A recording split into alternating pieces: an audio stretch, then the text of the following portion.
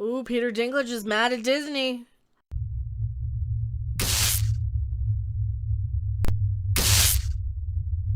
I am Mecca. This is funny. Peter Dinklage blasts Disney for remaking effing backwards Snow White and the Seven Dwarfs. What does he mean by backwards? What does he mean by backwards? He's criticized the forthcoming revival of the 1937 children's film Snow White and the Seven Dwarfs, calling the story effing backwards. The actor who has dwarfism was discussing the concept of wokeness on the latest episode of WTF with Mark Maron, a podcast, when he made comments about the live-action remake with star Rachel Zegler as the Disney princess. Literally no offense to anyone, he said, but I was taken aback when they were very proud to cast a Latina actress as Snow White. You're still telling the story of Snow White and the Seven Dwarfs. To take a step back and look at what you're doing there, it makes no sense to me. That's what everybody said. We just said, wasn't it literally in the description of the character how she looked? And it's like they're doing this just to cancel anybody who... They're just doing this to see how far they can go. They're just doing these sort of things to see how much they can get away with. This is like the little kid who first he goes and sneaks a cookie, and then he lies about it, and then he gets away with it. Then he sneaks all the cookies, and then he can see how many he can get away with lying about. Even though he's got cookie crumbs all over his mouth, he's like, nuh-uh, I didn't steal the cookie, even though you're like, but it's right there. Nuh-uh. And they just try and keep getting away with it and keep getting away with it because you're not going to punish them. We need to start punishing Disney for this. I don't think the cookie jar analogy was the right one. Maybe it's the little toddler who keeps trying to crawl out of his crib and stay up when he's not supposed to. That's more like it. It's the toddler that keeps trying to stay up past his bedtime, and he knows that you're gonna get sick of it and just stop fighting him. That's what Disney's trying to do. They're just trying to keep this crap up. They're just trying to keep it up and just see how much they can get away with. Just because they know it's gonna get a reaction out of you, and they know they can just call you an istophobe if they do, because people still somehow think that that's relevant in this day and age.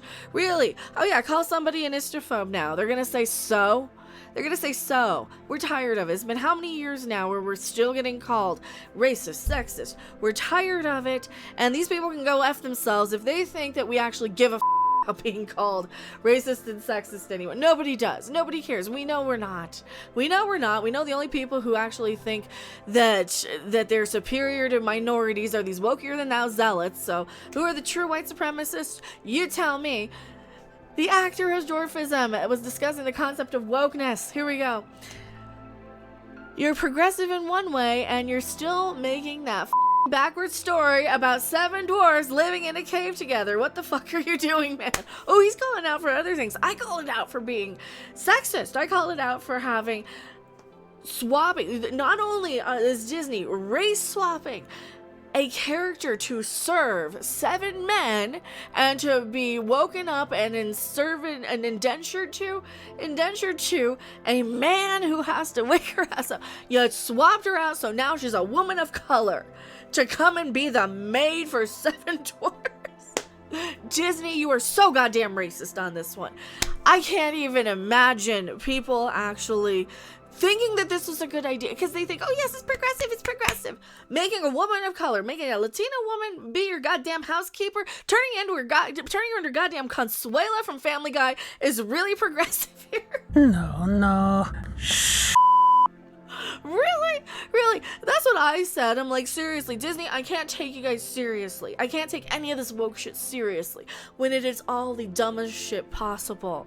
The first Snow White and the Seven Dwarfs was based on the 1812 German fairy tale by the Brothers Grimm. The dwarfs in the original story did not live in a cave, but rather a cottage. In other versions of the tale, including in Belgium and the Netherlands, Snow White is befriended by 17 robbers who live in a cave, rather than 7 dwarves who live in a cottage.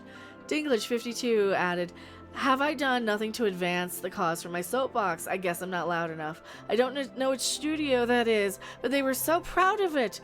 All love and respect to the actress and all the people who thought they were doing the right thing, but I'm just like, what are you doing?" That's what I said, but I said it in the way of being offended on the Whammon behalf. So Peter Dinklage is speaking out on this. You're istophobic to dwarfs, Disney, now. The story has previously been criticized for being ableist because several of the dwarves are depicted as being stupid or clumsy, and in the film, Snow White amuses them, assumes they are all children. Yeah, she amuses them too. Dinklage can be seen in the next Cyrano, a musical adaptation of Cyrano de Bergerac. Yeah.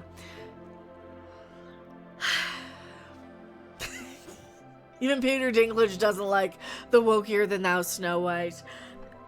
And we do have some additional information for this Peter Dinklage set of articles. There's another one here from Bounding Into Comics. Shout out to them.